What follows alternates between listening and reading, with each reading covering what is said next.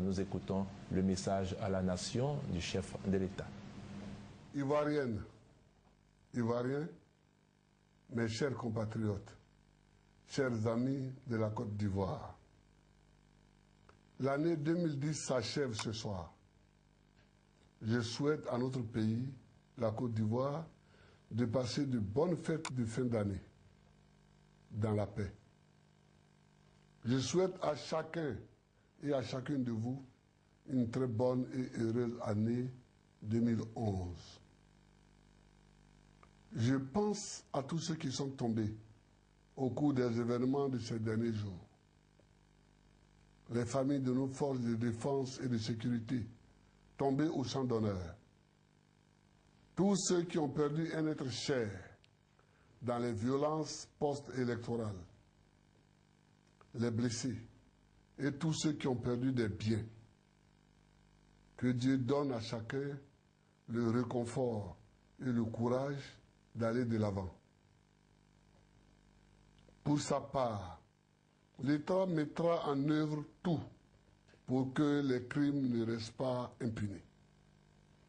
J'ai décidé la création d'une commission chargée de faire le bilan des violences post-électorales. Elle établira un rapport aussi détaillé que possible sur les violations des droits de l'homme sur l'ensemble du territoire national, avant, pendant et après le scrutin. Cette commission sera composée de femmes et d'hommes de grandes compétences et de bonne volonté, ivoiriens et non ivoiriens, soucieux avant tout d'établir la vérité des faits. Nous devons comprendre comment, annoncée comme l'année des élections, l'année de la fin de la crise, 2010 se termine dans la perplexité. Pendant que les Ivoiriens subissent la violence d'une rébellion armée à l'intérieur, ils font l'objet d'une hostilité internationale à l'extérieur depuis la proclamation des résultats de l'élection présidentielle du 28 novembre 2010. Cela est injuste. Nous nous interrogeons sur les raisons de l'attitude de la communauté internationale à notre égard. Une attitude que l'on n'a observée nulle part ailleurs auparavant dans une crise politique interne à un État.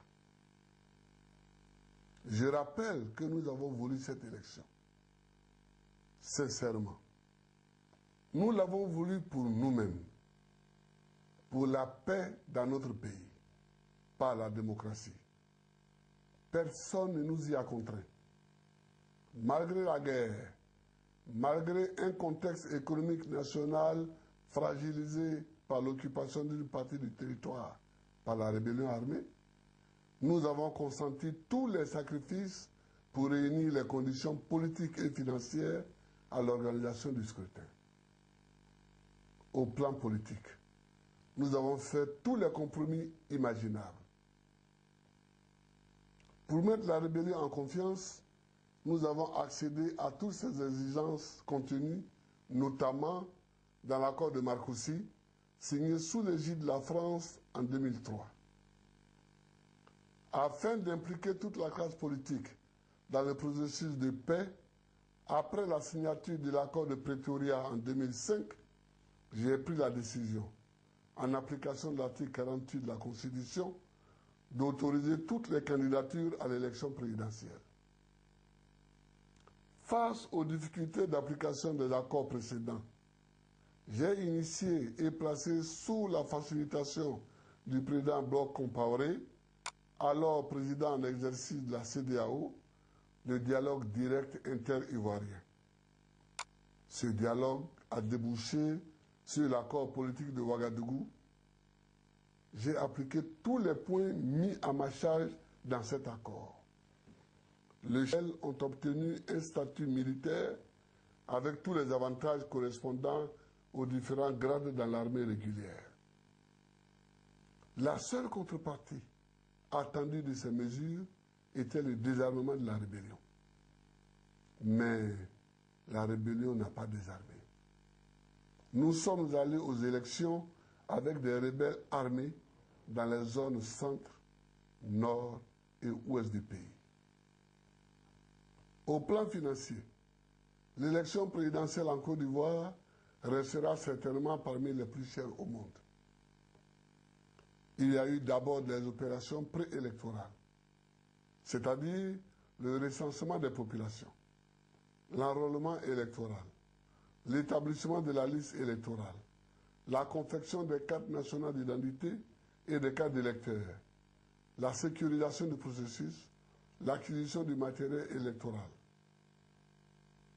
Il y a eu ensuite les opérations électorales proprement dites, allant du déploiement du personnel électoral à la sécurisation du scrutin, de la confection des supports électoraux à la collecte des résultats. Ces opérations ont duré 3 ans, de 2007 à 2010. Elles ont coûté 261 milliards. Sur cette somme, l'État de Côte d'Ivoire a payé 242 milliards, soit 93%. Nous avons consenti ces sacrifices politiques et financiers pour rester maîtres de notre destin. C'était le prix à payer pour que personne ne nous impose ses choix de l'extérieur. Nous n'avons pas organisé cette élection pour satisfaire une attente extérieure à la Côte d'Ivoire. Nous avons organisé cette élection pour choisir librement et en toute souveraineté celui qui va diriger la Côte d'Ivoire pour les 5 prochaines années. Le 31 octobre et le 28 novembre 2010, les Ivoiriens se sont exprimés par le vote démocratique. Selon la Constitution et la loi électorale, la Commission électorale indépendante organise les élections et en proclame les résultats provisoires. Il revient au Conseil constitutionnel et à lui seul de proclamer les résultats définitifs de l'élection présidentielle. Les seuls résultats légaux de l'élection présidentielle en Côte d'Ivoire sont ceux que le Conseil constitutionnel a proclamés. Le seul président de la République de Côte d'Ivoire est celui que le Conseil constitutionnel a désigné.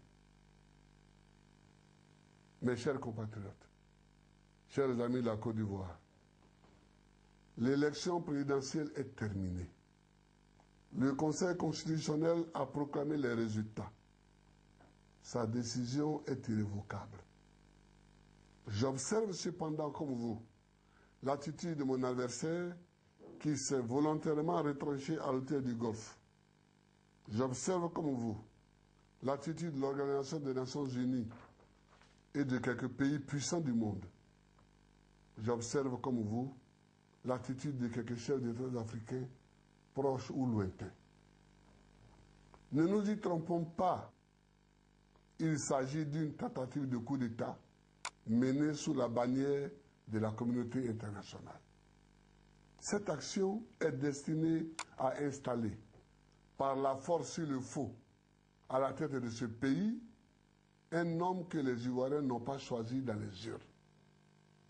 Car mon adversaire a été régulièrement battu à l'élection présidentielle du 28 novembre 2010.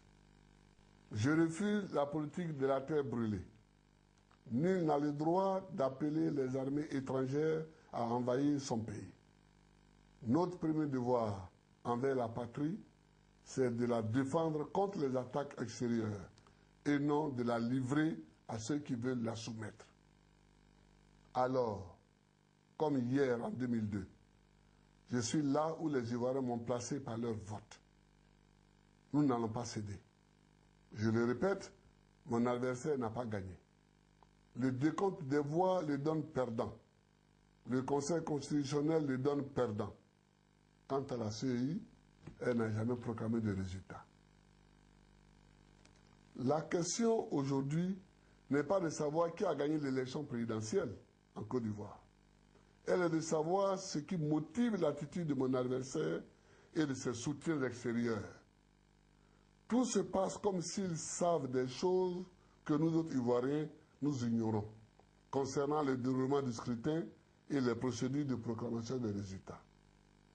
C'est pourquoi je propose un comité d'évaluation destiné à connaître des faits et à établir la vérité sur le déroulement des élections en Côte d'Ivoire. J'ai confiance. La vérité finira par triompher. Nous avons le droit et la vérité avec nous. C'est pourquoi nous avançons. Passé les premiers moments marqués par la passion, les esprits se calment. En Afrique comme ailleurs, l'appel au dialogue est entendu. À la suite de la CEDEAO, qui vient de dépêcher 3 chefs d'État, l'Union africaine a désigné le Premier ministre kenyan pour diriger une mission de suivi de la crise post-électorale en Côte d'Ivoire. Ce soir, à la veille du Nouvel An, je voudrais à nouveau lancer un appel solennel à toutes les personnalités qui se trouvent encore à l'autel du Golfe. Je leur demande de rentrer chez elles. Le temps de la guerre est passé. C'est maintenant le temps du dialogue. Donnons-nous la main et formons autour de notre chère patrie, la Côte d'Ivoire, une chaîne de solidarité et d'amour. C'est mon vœu le plus cher au sein de la nouvelle année. Bonne et heureuse année 2011 à tous les Ivoiriens et à toutes les Ivoiriennes. Que la nouvelle année qui commence soit une année de paix et de prospérité pour chacun et pour chacune. Que Dieu bénisse la Côte d'Ivoire. Je vous remercie.